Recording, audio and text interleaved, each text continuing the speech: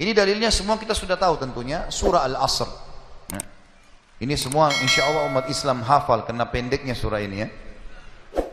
3 ayat, surah nomor 103. A'udzu billahi minasyaitonir rajim. Wal 'asr, demi masa waktu yang kalian lalui di dunia. Innal insana lafi khusr. Semua manusia pasti melalui kerugian.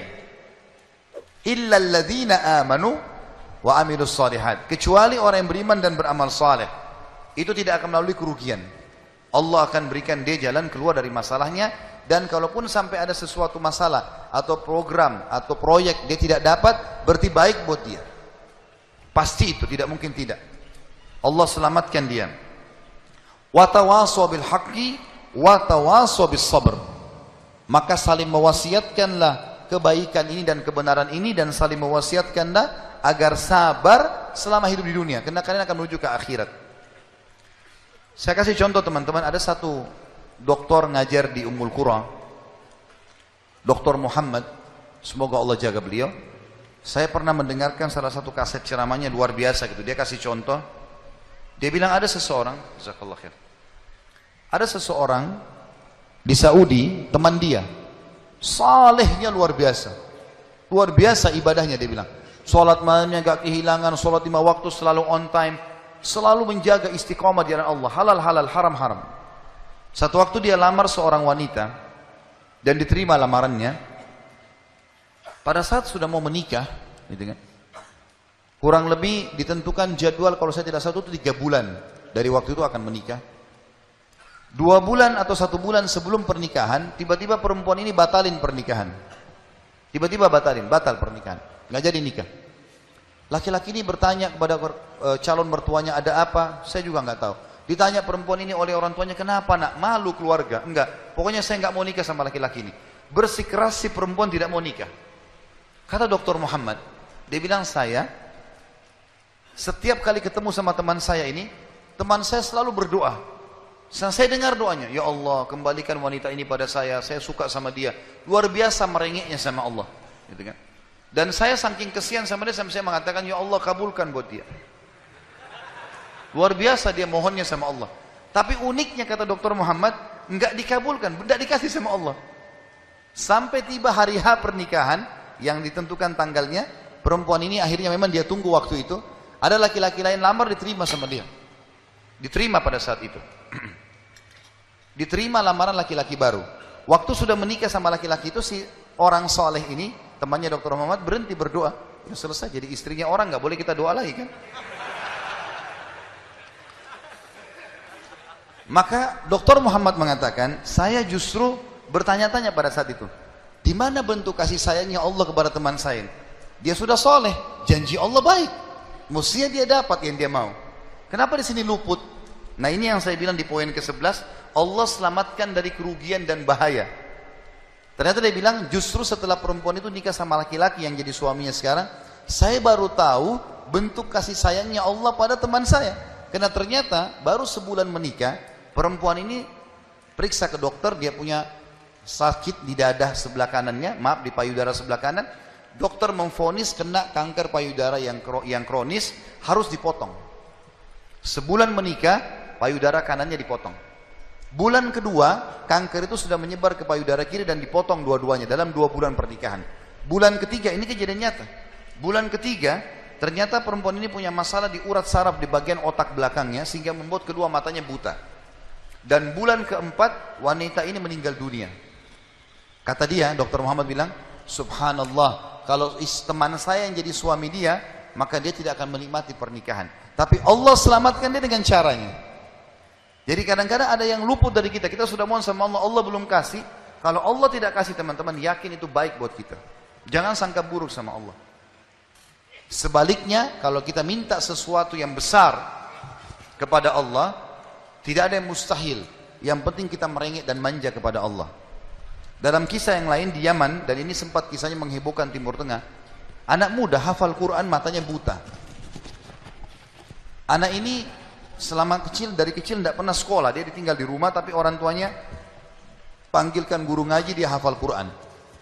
Satu waktu umurnya waktu mencapai sekitar 25 tahun, dia berpikir untuk menikah, punya perasaan fitrah manusia, walaupun dia tidak melihat dia ingin menikah. Setiap kali dia bicara sama ayahnya masalah pernikahan, ayahnya bilang, nak, siapa yang mau menikah sama kamu?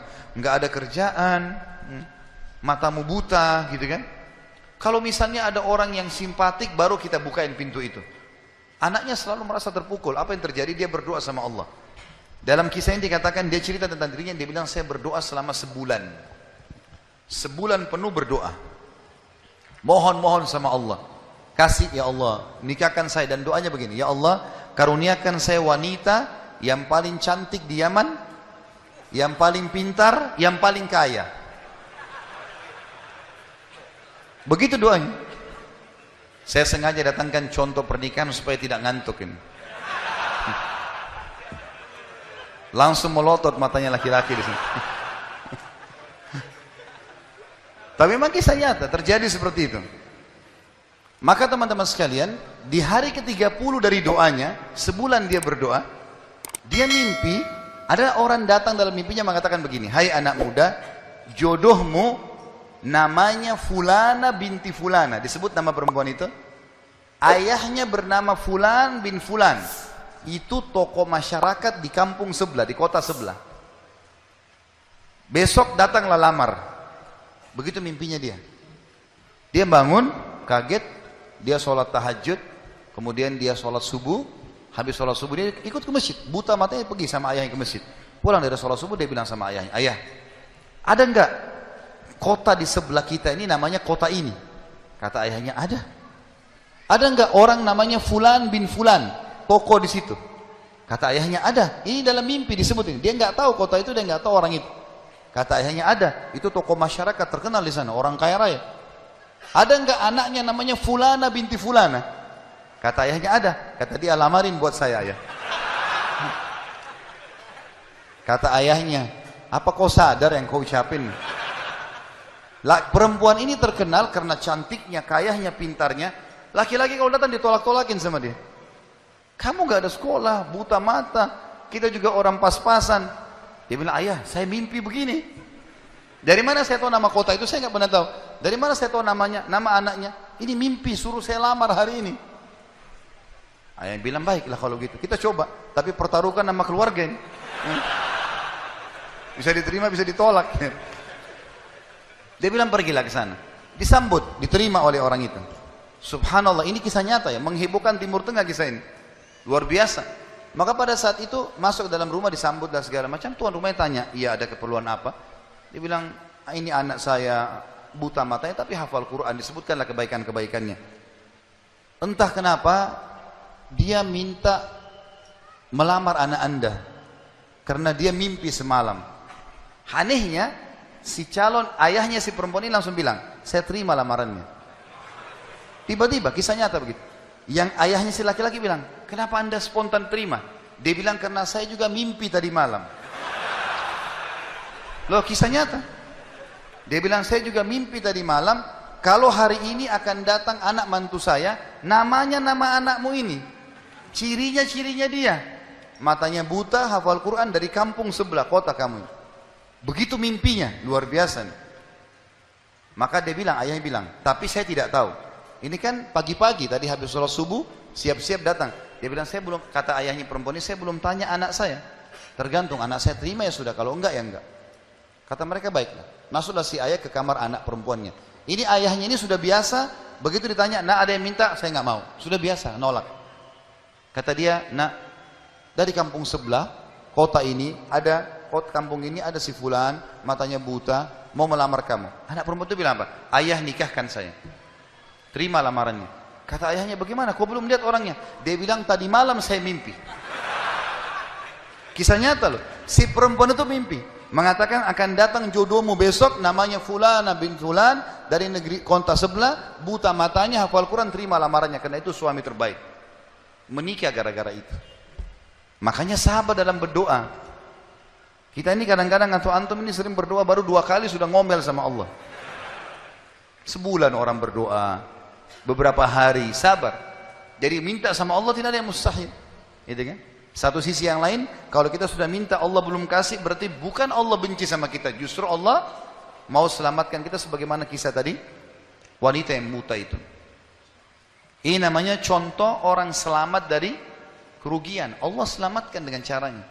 Masuk dalam semua lini teman-teman ya, proyek yang kita dapatkan dan semuanya ini termasuk kebaikan.